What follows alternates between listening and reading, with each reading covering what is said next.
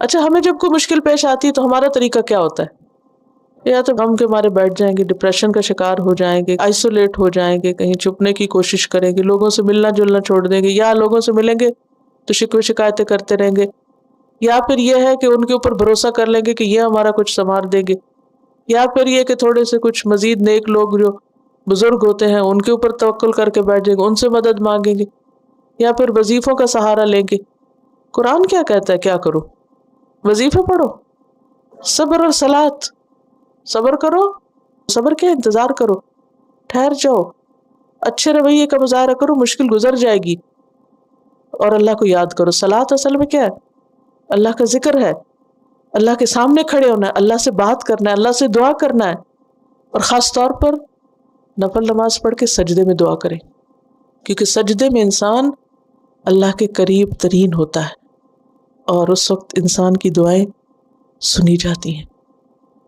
تو یہ چیز پلے باندھ لے، کوئی مشکل ہو بندوں سے کہنے کی بجائے سب سے پہلے اللہ کی طرف دوڑے۔ نبی صلی اللہ علیہ وسلم کا طریقہ یہی تھا، اس کے آگے روئیں، اس سے مانگے، ہر چیز پہ وہ قادر ہے، سب کچھ وہ کر سکتا ہے، اور اگر یہ سمجھنا ہے کہ کرے کیا تو اس وقت اللہ سے فیصلہ مانگے، یا اللہ تو مجھے راستہ دکھا کہ مجھے کدھر جانا ہے، کیا کرنا ہے۔ تو ہر غم، بیماری، تکلیف، پریشانی، دکھ، ڈپریشن، ہر چیز میں اس کی طرف رجوع۔ سجدے میں مسنون دعائیں پڑھی جا سکتی ہیں، اور مسنون دعاؤں میں جیسے کتاب بھی ہے ایک مسنون دعاؤں کی، اور اس کے علاوہ اگر اور کچھ نہیں آتا تو اللہم اغفر لی، اللہم اغفر لی، اللہ مجھے معاف کر دے، کیونکہ جب انسان کے گناہ معاف ہوتے ہیں تو اللہ کی رحمتیں نازل ہوتی ہے، کیونکہ اللہ اور بندے کے درمیان گناہ کیا ہے؟ ایک رکاوٹ، آڑ۔ تو انسان اگر کوئی اور دعا نہیں بھی سجدے میں آتی اس کو تو استغفار کرتا رہے۔ دیکھیں ہماری جتنی بھی پرسنل دعائیں ہیں وہ سب نبی صلی اللہ علیہ وسلم کے الفاظ میں موجود ہیں، یہ الگ بات ہے کہ ہم نے ایکسپلور نہیں کیا، سب کچھ وہاں موجود ہے۔ تو مسنون دعائیں اگر آپ پڑھیں تو آپ کو پتہ چلے گا کہ کوئی نہ کوئی دعا آپ اپنے لیے مارک کر سکتے ہیں کہ آپ کیا چاہتے ہیں۔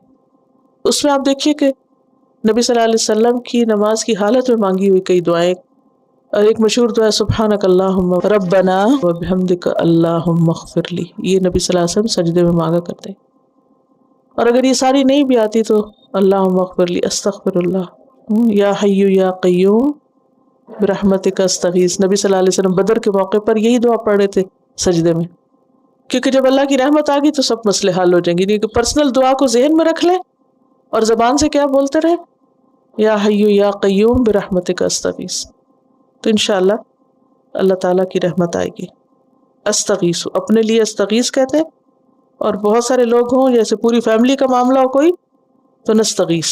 یا ایھا الذین آمنوا استعینوا بالصبر والصلاة ان اللہ مع الصابرین۔